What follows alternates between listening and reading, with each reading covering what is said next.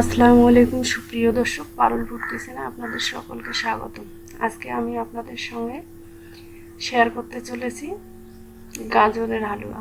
পুরো ভিডিওটা দেখার অনুরোধ রইল। আমি এখানে গাজর নিয়েছি, গাজরগুলোকে ধুয়ে ছিলে পরিষ্কার করে নিয়েছি। এখন আমি একটা গ্রেটার নিয়েছি, গ্রেটার দিয়ে গ্রেট করে নিব গাজরগুলোকে। আমি গ্রেটারের ছোট ছিদ্র যেটা সেটা দিয়ে গ্রেট করে নিচ্ছি, আপনারা উপরের ছিদ্রটা দিয়েও করে নিতে পারেন। আমি এইভাবে সবগুলো গাজর গ্রেট করে নিব আর কি। দেখতেই পাচ্ছেন কত সুন্দর লাগতেছে, রান্না হওয়ার আগেই কত সুন্দর লাগতেছে গাজর গ্রেট করার পর। এখন আমি রান্নায় চলে যাব। দেখেন কতটা লোভনীয় এখানেই মনে হচ্ছে। সবজির মধ্যে কালারফুল সবজি হচ্ছে গাজর। এখন আমি চুলায় ফ্রাই প্যান বসিয়ে দিছি, এখানে 2 চামচ ঘি ঢেলে দিলাম। তারপর ভালোভাবে নেড়ে চেড়ে এখানে আমি অ্যাড করব কিছু মশলা।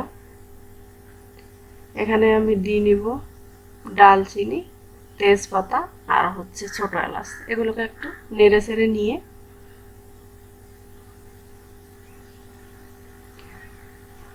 তারপরে এখানে গ্রেট করা গাজরটা অ্যাড করে দিব। গাজরটাকে একটু ভেজে নিব।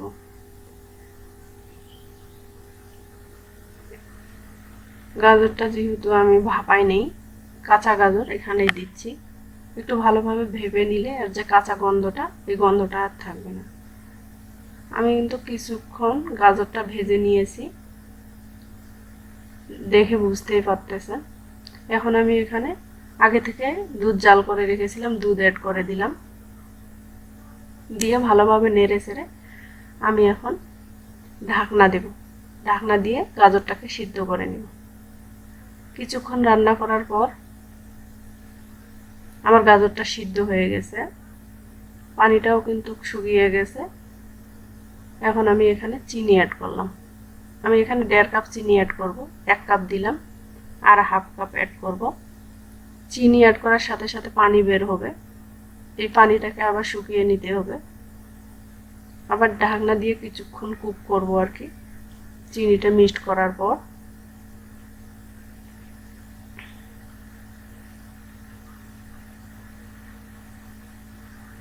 কিছুক্ষণ পর দেখেন, কিছুক্ষণ কুক করার পর আমি আবার ফিরে আসলাম।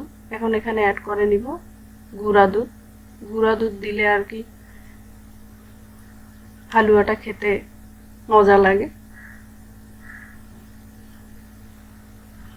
গুঁড়া দুধ দেওয়ার পর এখানে আমি কিশমিশ অ্যাড করে দিলাম। আপনারা আপনাদের পছন্দ মতো কিশমিশ, বাদাম অ্যাড করতে পারেন। এটাকে ভালোভাবে নেড়ে চেড়ে তারপর আমি এখানে 1 চামচ ঘি অ্যাড করব। ঘি অ্যাড করার পর আর কিন্তু বেশিক্ষণ কুক করা যাবে না। ঘিটা রান্নার শেষে অ্যাড করলে একটা শাহি শাহি ফ্লেভার আসে, এজন্য রান্নার শেষে আমি অ্যাড করে নিলাম। আমার কিন্তু হালুয়াটা রান্না শেষ। এখন এখানে যে মশলা ছিল, গোটা মশলা, তেজপাতা, এগুলোকে আমি বেছে ফেলে দিব, কারণ হালুয়া খাওয়ার সময় যদি দাঁতের চিপায় পড়ে এটা মোটেও ভালোই লাগে না। আমার কিন্তু মশলাগুলো বেছে নেওয়া শেষ। এখন আপনাদের পরিবেশন করে আমি দেখাবো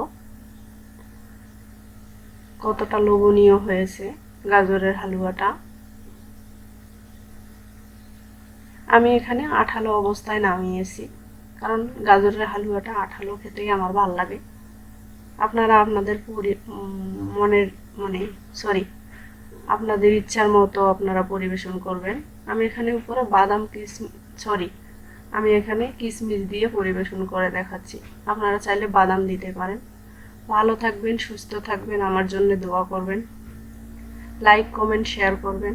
অবশ্যই অবশ্যই আমার চ্যানেলটি সাবস্ক্রাইব করবেন যারা নতুন,